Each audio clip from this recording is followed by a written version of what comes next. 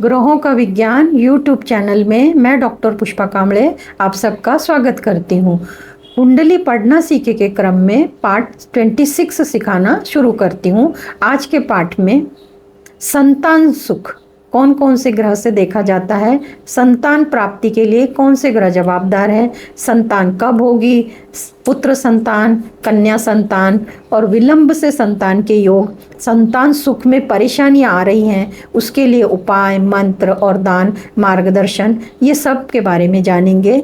Chart द्वारा समझते हैं। चलते हैं चार्ट पर। संतान योग, संतान योग कैसे बनते हैं, इसको लग्न कुंडली से देखने के साथ साथ नवमांश कुंडली भी देखना जरूरी होता है। पहला सूत्र, पंचम भाव की अंतर्दशा यानी स्वामी की, गुरु की 5वीं 7वीं 9वें भाव पे दृष्टि, इन भाव में ग्रह की स्थिति, ग्रह की अंतर्दशा में योग बनता है। इस सूत्र को कुंडली से समझते हैं। पंचम भाव ये 5वां, पंचम भाव की यानी इसके स्वामी की अंतर्दशा, तो पंचम भाव यहाँ पे शनि है, शनि की अंतर्दशा शुरू होनी चाहिए और गुरु की दृष्टि 5वें 7वें 9वें भाव पर होनी चाहिए। तो गुरु लग्न में होगा तो 5वीं दृष्टि, लाभ में होगा तो 7वीं दृष्टि और भाग्य में होगा तो 9वीं दृष्टि। इन भाव में गुरु की स्थिति होनी चाहिए, तब संतान का योग बनता है। दूसरा सूत्र, गुरु के साथ जो ग्रह युति में होता है उसकी अंतर्दशा में योग बनता है। अब पंचम भाव जो है उसका स्वामी इस कुंडली से देखते हैं तो मंगल है, मंगल की अंतर्दशा चालू होनी चाहिए और गुरु की दृष्टि, अभी गुरु यहाँ लग्न में है तो गुरु की 5वीं दृष्टि पड़ रही है, गुरु की 5वीं दृष्टि पड़ रही है और जो गुरु जिस भाव में बैठा है, गुरु के साथ जो ग्रह है, गुरु इस भाव में बैठा है, इसके साथ में जो ग्रह है उसकी भी अंतर्दशा में ये योग बनता है। तो गुरु यहाँ पे बैठा है, इसके साथ में कोई दूसरा ग्रह नहीं है। इस कुंडली में गुरु के साथ शनि बैठा है तो शनि की भी अंतर्दशा में संतान के योग बनते हैं इस कुंडली में, यानी कि गुरु जहाँ भी बैठा होगा और गुरु के साथ जो ग्रह बैठा होगा उसकी भी अंतर्दशा में संतति का योग बनता है। दूसरा सूत्र। अब तीसरा सूत्र है, पंचम भाव के स्वामी की पंचम भाव पे दृष्टि होती है और पंचमेश की अंतर्दशा में होना चाहिए। अब यहाँ पे पंचमेश शनि है,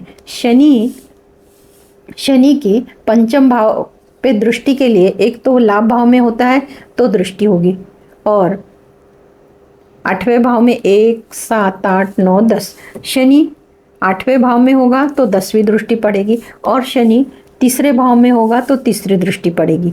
या तो शनि पंचम भाव में होना चाहिए, या तो शनि 8वें भाव में होना चाहिए, या तो शनि लाभ भाव में होना चाहिए, या तो पराक्रम भाव में होना चाहिए।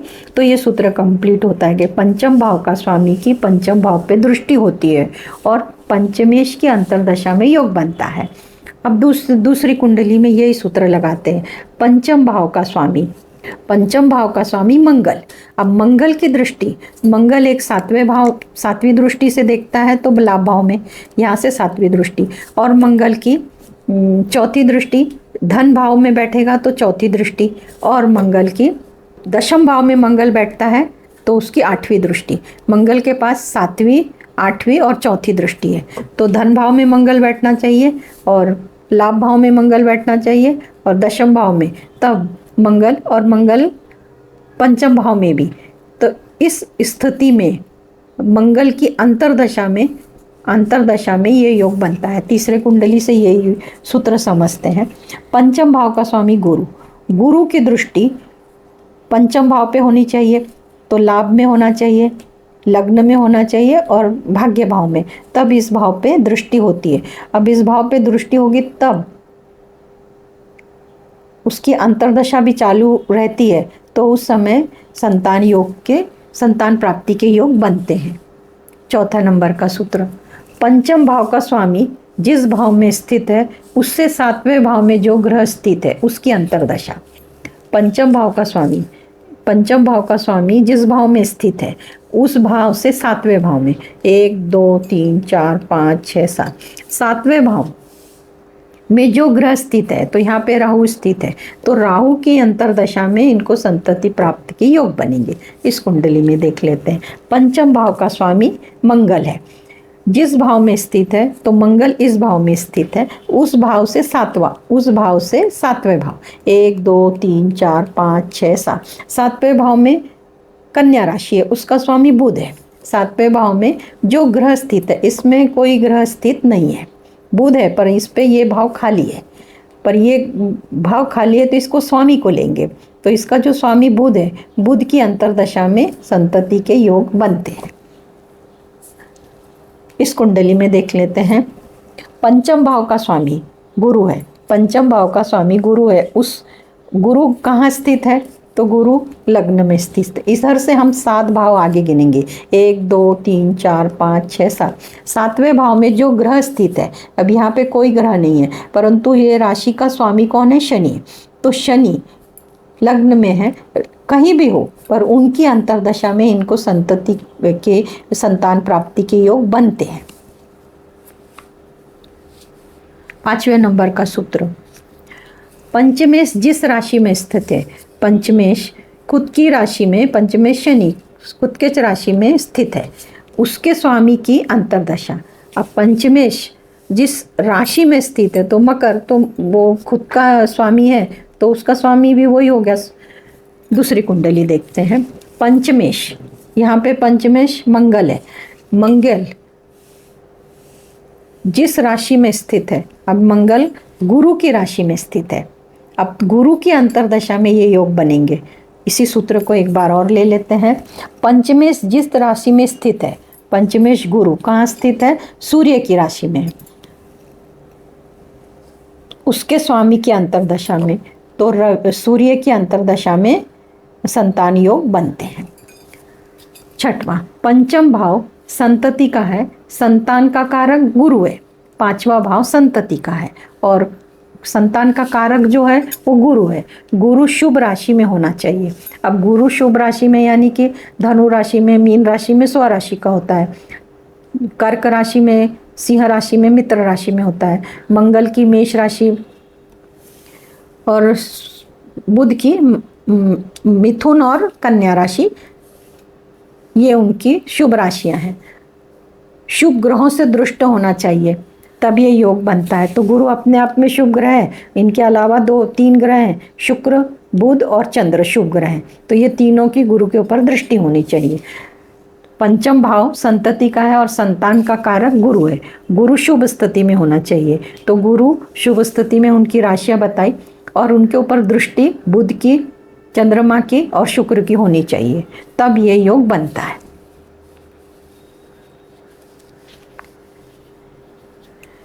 सातवां, पंचम भाव से पंचम भाव, इनका संबंध लाभ भाव से होना चाहिए। अब पंचम भाव ये हुआ, अब इससे पांचवा भाव कौन सा, 1 2 3 4 5। अब ये पंचम भाव का स्वामी शनि और उससे पांचवें भाव का स्वामी बुध, तो बुध और शनि ये दो का संबंध लाभ भाव से होना चाहिए। अब ये जो लाभ भाव है इसका स्वामी सूर्य है, तो सूर्य, बुध और शनि युति में, दृष्टि में, तो इस कुंडली में युति में है सूर्य, इसका स्वामी शनि और इसका स्वामी बुध युति में, संबंध लाभ भाव से हो रहा है। ऐसी स्थिति में संतान प्राप्ति के योग बनते ही बनते हैं। सूत्र बहुत छोटा है, एक बार और। पंचम भाव से पंचम भाव, इनका संबंध लाभ भाव से होना चाहिए। पंचम भाव का स्वामी है मंगल, उससे पांचवें भाव का स्वामी है गुरु। मंगल गुरु का शुक्र के साथ संबंध होना चाहिए, तो अब शुक्र मंगल गुरु, तो शुक्र लाभ भाव का स्वामी पंचम में बैठा है, लाभ भाव का स्वामी पंचम में बैठा है, संबंध बन रहे हैं। और मंगल की जो राशि है वृश्चिक, उसमें लाभ भाव का स्वामी बैठा है, और गुरु की जो मीन राशि है उसमें मंगल बैठा है। इस तरह पंचम भाव से पांचवें भाव का और लाभ भाव से संबंध हो रहा है, क्योंकि यहाँ पे लाभ भाव का जो स्वामी शुक्र है वो मंगल की राशि में बैठा है, और मंगल जो ग्रह है वो गुरु की मीन राशि में बैठा है, यानी कि ये तीनों ग्रहों का आपस में संबंध हो रहा है। पंचम भाव गुरु, उससे पांचवा भाव मंगल। मंगल और गुरु का संबंध बुध से होना चाहिए। तो अब बुध की जो बुध स्वराशि का है इसमें, तो बुध की 7वीं दृष्टि इधर पे पड़ रही है और इसका स्वामी जो गुरु है, गुरु की 9वीं दृष्टि 1 नंबर यानी कि मेष राशि पे पड़ रही, पर इसका स्वामी कन्या राशि में है। परंतु गुरु की दृष्टि 5वें भाव पर पड़ रही है, गुरु की 9वें भाव पे भी पड़ रही है और बुध की दृष्टि 5वें भाव पे पड़ रही है। इस तरह संबंध हो रहा है। और लग्नेश जो सूर्य है वो सूर्य और बुध एक साथ बैठे हैं, तो पंचम भाव से पंचम भाव का संबंध, तो पंचम भाव से पंचम भाव का संबंध गुरु और मंगल का संबंध बुध से हो रहा है और बुध मंगल को देख रहा है और इसका जो स्वामी है वो 9वें घर को देख रहा है। इस तरह लाभ भाव से पंचम और नवम का संबंध बन रहा है, तो इनको भी संतान सुख का लाभ है। 8वां सूत्र, पंचमेश स्वराशि में या उच्च राशि में या केंद्र कोण में होना चाहिए, संतान सुख अच्छा होता है। अब यहाँ पंचमेश है, पंचमेश स्वराशि में, तो यहाँ पंचमेश शनि है, स्वराशि कुंभ राशि का स्वामी मकर राशि में स्वराशि का हो गया और वो भी केंद्र में। स्वराशि, एक तो स्वराशि मिल जाएगी तो उच्च राशि, दोनों नहीं मिलती, इनको स्वराशि मिल गई है और केंद्र भी मिल गया। इस कुंडली में देखते हैं 8 नंबर का स्वामी जो है मंगल केंद्र में स्वराशि या उच्च के राशि में, तो मंगल किधर है, तो मंगल मित्र के राशि में है, ना तो स्वराशि में है ना उच्च राशि में है, मित्र के राशि में है और कोण में है। यहाँ भी संतान योग है। इस कुंडली में देख लेते हैं पंचमेश स्वराशि, पंचमेश गुरु है, गुरु मित्र के राशि में है और केंद्र में है, 1 5 9 में है, यानी कि इनको भी संतान का सुख है। 9 नंबर का सूत्र, बुध की अंतर्दशा चालू है और गोचर का गुरु पंचम भाव में संबंध बनाता है, तब संतान योग होता है। उदाहरण लेते हैं कि ये जातक है, इनको बुध की अंतर्दशा चल रही है, किसी भी ग्रह के अंदर बुध की अंतर्दशा चल रही है और ऐसी अवस्था में गुरु पंचम भाव से संबंध बना रहा है। अब गुरु पंचम भाव से संबंध बनाएगा कैसे, तो गुरु की दृष्टि, तो गुरु को पहले भाव में यानी कि तुला राशि में होना चाहिए, तब उसकी 5वीं दृष्टि, सिंह राशि में होगा तो 7वीं दृष्टि और मिथुन राशि में होगा तो उसकी 9वीं दृष्टि पड़ेगी। पर अभी का जो 2023 में गुरु मेष राशि में से जा रहे हैं, गुरु मेष राशि में जा रहे हैं करके 5वीं दृष्टि लाभ भाव पे, 7वीं दृष्टि लग्न पे और 9वीं दृष्टि पराक्रम यानी तीसरे भाव पे पड़ रही है। तो इसी तरह जब गुरु गोचर से वृषभ राशि में जाएंगे, वृषभ राशि से मिथुन राशि में जाएंगे, तो मिथुन राशि से जब इस भाव को 9वीं दृष्टि से देखेंगे तो इनको संतान प्राप्ति के योग होंगे। ये ही सूत्र को दूसरी कुंडली में, ये जातक है, इनको किसी भी ग्रह में बुध की अंतर्दशा चालू है। अब बुध की अंतर्दशा चालू है, इनका तो गुरु उच्च राशि का कर्क राशि में बैठा है, पर गोचर का यानी कि अभी के समय का, तो अभी के समय का जो गुरु मेष राशि में से जा रहा है, तो मेष राशि में से जा रहा है तो उसकी दृष्टि धन भाव पे 5वीं, कुटुंब घर स्वतः के घर पे 4th हाउस पे 7वीं और षष्ठ पे उसकी 9वीं पड़ रही है। पर जब गुरु गोचर में वृषभ राशि में ट्रांजिट करेगा, जिस समय वो वृषभ राशि में आएगा तो उसकी 7वीं दृष्टि होगी इधर, तो ये जातक को संतान प्राप्ति के योग मिलेंगे। या तो यहाँ पे होता है तो दृष्टि पड़ती है, यहाँ पे होता है तो दृष्टि पड़ती है और यहाँ पे होता है तो दृष्टि पड़ती है। अभी इसमें गुरु का संबंध 5वें भाव से नहीं हो रहा है। जब गुरु वृषभ राशि में आएगा तो उसकी 7वीं दृष्टि पड़ेगी और उनको संतान प्राप्ति के योग बनेंगे। इस कुंडली में देख लेते हैं, सिंह राशि सिंह लग्न से शुरू हो रही है और इनकी किसी भी ग्रह की महादशा चल रही है और उसमें अंतर्दशा बुध की चल रही है और गोचर में गुरु, तो गोचर में गुरु आज की तारीख में 2023 में 1 नंबर यानी कि मेष राशि में से जा रहे हैं। तो जिनका भी 5 नंबर से लग्न शुरू हो रहा है उनका 1 नंबर से जब जा रहा है तो गुरु की 9वीं दृष्टि है, गुरु की 9वीं दृष्टि इनको संतान प्राप्ति के योग बन रहे हैं। पूरे साल भर ये योग हैं। जैसे ग्रहों की अंश बल की स्थिति होगी और भी स्थिति को देख के, परंतु 9वां भाव भाग्य भाव है। इस भाव में से गुरु जाते समय संतान की प्राप्ति होती है। लाभ भाव से जाते समय संतान की, लग्न से संतान की प्राप्ति होती है। तो फिलहाल भाग्य भाव में मेष राशि है तो सिंह लग्न को इसका फायदा मिलेगा। 10वां नंबर का सूत्र, पंचम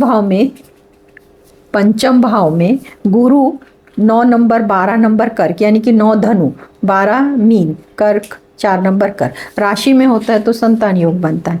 यहाँ पे एक तो 9 नंबर हो और गुरु हो, यहाँ पे 12 नंबर हो गुरु हो, और यहाँ पे 4 नंबर हो तो गुरु हो।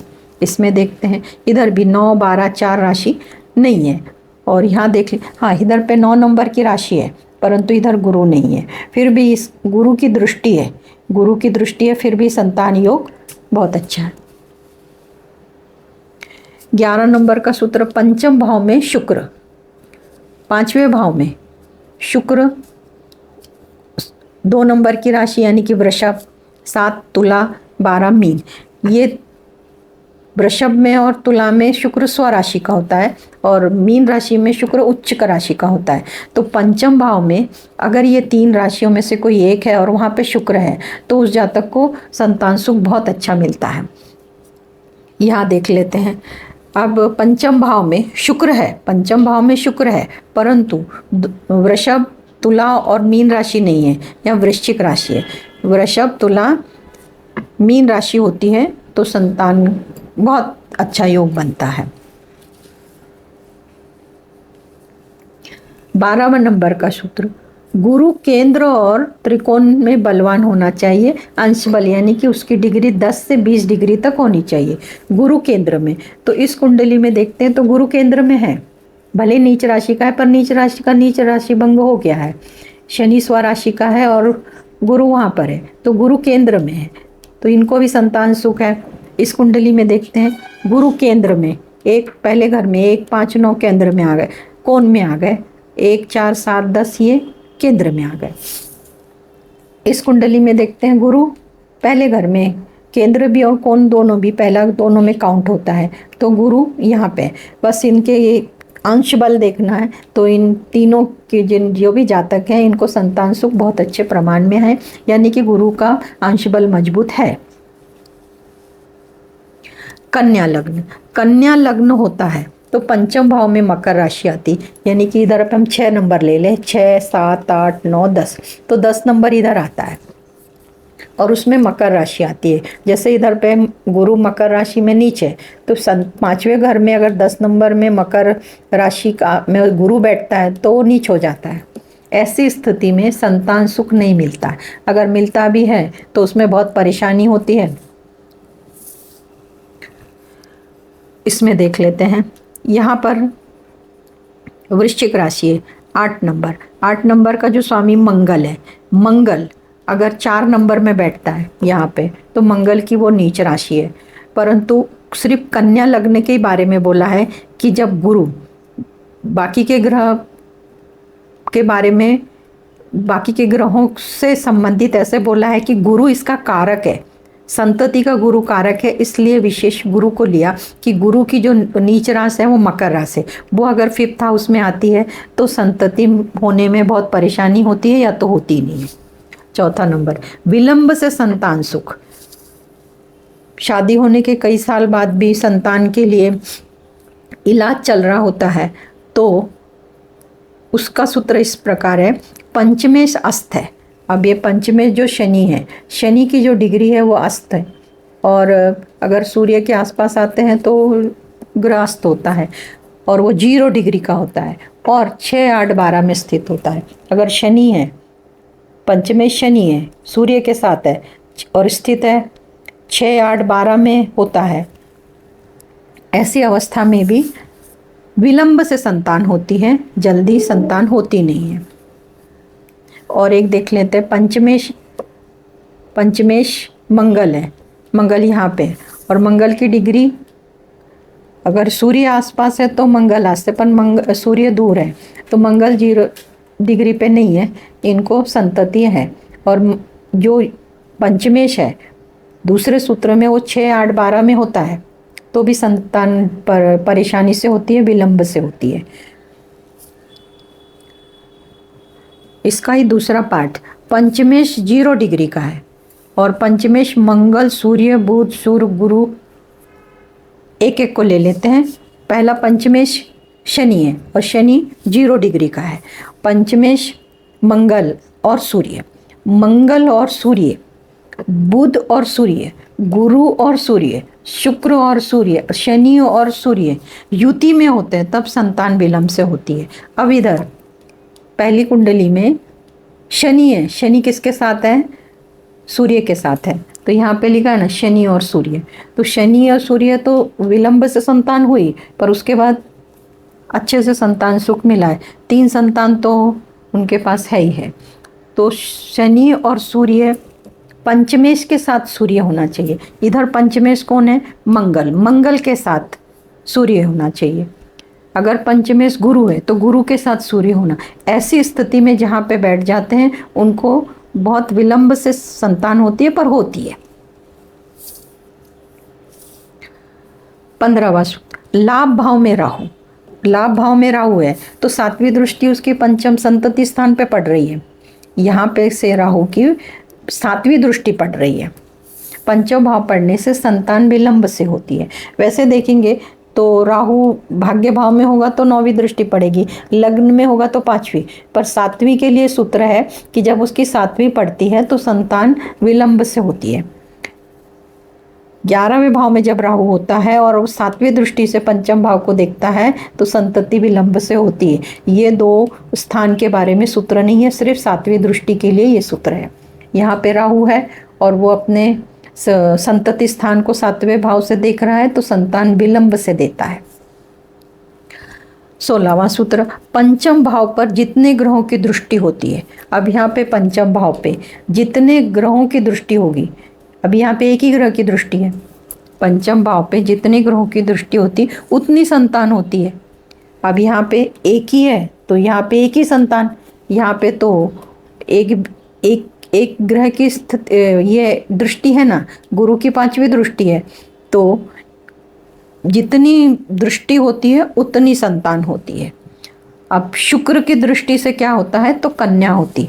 अगर शुक्र सामने है तो शुक्र के पास एक ही दृष्टि है, शुक्र अगर लाभ भाव में है तो 7वीं दृष्टि से देखेगा तो कन्या संतति होगी। अब इधर पे सूर्य और बुध है, इधर पर शुक्र नहीं है और जब ये यहाँ देखेगा तो कन्या संतति होगा। तो और ऐसे नहीं होते, इसके लिए और भी सूत्र हैं, आगे देखते हैं। परंतु पंचम भाव पे जितने ग्रह देखते हैं उतनी तो संतान होती है। शुक्र की दृष्टि से कन्या संतान होती है और गुरु और मंगल की दृष्टि से पुत्र संतान होता है। अगर इधर पे गुरु देखता है, अगर मंगल देखता है, यहाँ पे गुरु है 7वीं दृष्टि से, यहाँ पे गुरु है 9वीं दृष्टि से, यहाँ पे गुरु है 5वीं दृष्टि से, और मंगल सेकंड भाव में बैठेगा, कुटुंब भाव में तो 4थी दृष्टि, लाभ भाव में बैठेगा 7वीं, और 10वें भाव में बैठेगा तो 8वीं दृष्टि। ऐसा मंगल की और गुरु की दृष्टि होती है तो पुत्र संतान के योग बनते हैं। 17वां नंबर का सूत्र, पंचम भाव में, ये 5वें भाव में 1, 8, 5, 9, 12 ये राशियां में मंगल होना चाहिए। मेष, अभी यहाँ पे 1 भी नहीं है, तीनों में 8 नंबर है, यहाँ पे 8 नंबर है। ये राशियां हैं, मेष, वृश्चिक, सिंह, धनु, कुंभ, ये राशियां हैं। तो यहाँ पे 8 नंबर की राशि है। इस राशि में मंगल और पंचम भाव में मंगल होना, इस भाव में मंगल होना चाहिए, तो इस भाव में शुक्र है, मंगल नहीं है।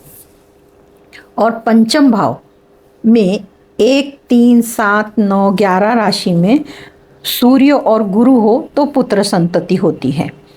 अब 17वां सूत्र क्या, पंचम भाव में 1, 8, 5, 9, 12 राशि में मंगल, तो इसमें तो शुक्र है, मंगल इधर पे, इनमें से जो राशि है उसमें 12वें भाव में 12वीं राशि में मंगल है, इनको 2 पुत्र हैं। तो ऐसी स्थिति जब तैयार होती है, पहले सूत्र में 1 2 3 4 5, पांचवा भाव संतति का है और उससे पांचवा भाव भी संतति से ही देखा जाता है, उसको भावात भावम कहते हैं। तो इनको 2 बेटों की प्राप्ति है। तो उसमें अगर मंगल होता है और पंचम भाव में 1 नंबर की राशि है मेष, 3 नंबर की मिथुन राशि है, 7 नंबर की तुला राशि है, 9 नंबर की धनु राशि है और 11 नंबर की कुंभ राशि है। तो ऑलरेडी इधर कुंभ राशि, इसमें अगर सूर्य है, गुरु हो तो पुत्र संतान के योग ज़्यादा बनते हैं। ये राशियां हैं, एक तो मेष राशि, मिथुन राशि, तुला राशि, धनु राशि, कुंभ राशि। जितनी भी ये विषम राशियां ये पुरुष राशियां हैं और जो सम राशियां हैं वो स्त्री राशियां हैं। फिर भी मंगल के लिए इधर, क्योंकि इसकी मंगल की स्व राशि है मेष राशि, इसमें अगर होता है तो संतति के चांसेस ज़्यादा बढ़ जाते हैं। सूर्य और गुरु पुरुष ग्रह हैं और शुक्र ये स्त्री ग्रह हैं। तो बाकी की स्थिति भी देखकर और इनकी स्थिति मंगल और सूर्य, मंगल सूर्य और गुरु ये तीनों को नवमांश कुंडली में भी वेरीफाई करने के बाद उस घर से परफेक्ट डिसीजन लिया जा सकता है। सिर्फ जन्म लग्न कुंडली देखने से आधा अधूरा ज्ञान होगा। इसको नवमांश कुंडली में, तो नवमांश कुंडली में एक तो उसका स्वामी नीच राशि में ना हो, 6 8 12 में ना हो और शत्रु राशि में ना हो और यहाँ पर उनका अंश बल कमज़ोर, ये सब बहुत देखने के बाद संतति के निर्णय पे पहुंच सकते हैं। फिर भी जो इतने नियम बताए हैं ये सब नियम लगाने के बाद जो आपको निर्णय पहुंचने मिलता है वो बहुत सटीक मिलता है कि जो जो मैंने सूत्र बताए सभी टेस्टेड हैं और जितने भी कुंडलियों पे लगाए हैं वो साबित हुए हैं। इसके बावजूद भी अगर पंचमेश कमज़ोर है, पंचमेश कमज़ोर है, अब पंचमेश इधर सूर्य के साथ है, अस्त है, यहाँ पे पंचमेश भाग्य में बैठा है। बहुत बार पंचमेश के ऊपर अशुभ ग्रहों की भी दृष्टि होती है, अंश बल में भी कमज़ोर होते हैं। तो ऐसी अवस्था में विलंब जब संतान होती है तब डॉक्टरी इलाज के साथ साथ पूजा पाठ, मंत्र साधना ये सब करने से लाभ होता है, फ़ायदा होता है, संतति प्राप्त होने में सफलता मिलती है। तो ये सब करना चाहिए। कुंडली में ग्रह अंश बल में कमज़ोर है, अशुभ ग्रह की दृष्टि में है, अशुभ स्थान में स्थित है, संतति के लिए अड़चन आ रही है, तो ऐसी अवस्था में ग्रहों की ऊर्जा बढ़ाने के लिए राशियों के और ग्रहों के मंत्र, पूजा पाठ, ध्यान साधना बताइए। 12 ज्योतिर्लिंग की साधना और मंत्र दान, शनि अमावस्या की साधना, मंत्र दान, पितृ की शांति निवारण साधना, मंत्र दान, रुद्राक्ष की साधना, मंत्र दान, नक्षत्रों के मंत्र, ग्रहों से संबंधित वनस्पति उनकी साधना और मंत्र, इन सब के बारे में डिटेल में मैंने मेरा दूसरा चैनल स्वदर्शन ध्यान साधना यूट्यूब चैनल में साधना, मंत्र दान संबंधित जानकारी विस्तार से बताई है। आप उस चैनल में जाकर जानकारी प्राप्त कर सकते हैं। उस चैनल का लिंक मैं आपको आई बटन पे देती हूँ, उस चैनल पे जाके आप जानकारी प्राप्त कर सकते हैं। आज की क्लास में इतना ही। धन्यवाद।